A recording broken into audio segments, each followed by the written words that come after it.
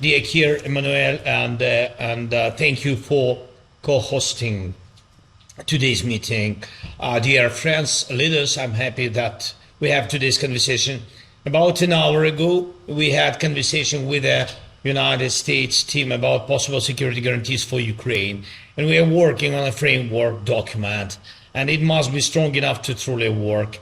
We believe this document should be approved by the United States Congress. This would mean real, solid, legally binding security guarantees for our country, and they must actually be implemented. Of course, a working model of security guarantees is impossible, and we underlined it, impossible without Europe and all members of our coalition of the willing, from Canada to Japan, Australia, and New Zealand. Thank you all. Everyone's contribution matters, and I believe most of you already know what is needed and how this can work. And now we need to coordinate everything so that the Americans are fully on board in every process.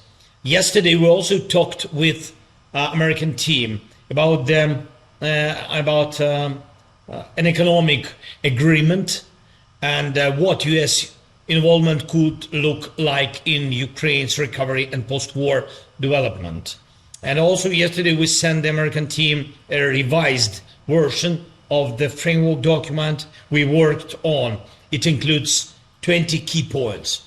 These can be the foundation for everything, and I'm waiting for feedback from America.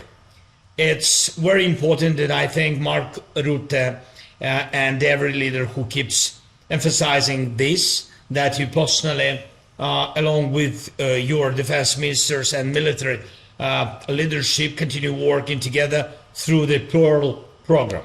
And this program needs to be actively filled with content and concrete actions. And thank you to everyone who is helping us keep the front line stable, strengthen our air defense, and maintain our overall resilience, especially now as Russian strikes on our energy infrastructure continue each day. And I urge everyone to move forward as quickly as possible on the issue of using frozen Russian assets. I'm grateful for the leadership of the EU, of Ursula von der Leyen, Antonio Costa, and everyone who is helping. And this is truly necessary, and it will make a significant contribution to our security, our shared security. And one more point, we are ready to work with President Trump in any format. And if President Trump is speaking more about elections in Ukraine, I want to say this very openly. We can try to hold elections. Ukraine is not hiding from democracy, but to make elections possible, there must be a security component, and America can help with this the most. If there is a need for elections now, there must be a ceasefire at least during election process and during voting, and this is something that must be discussed. And honestly, we think here in Ukraine that America should speak to the Russian side about this. Let's see what's next.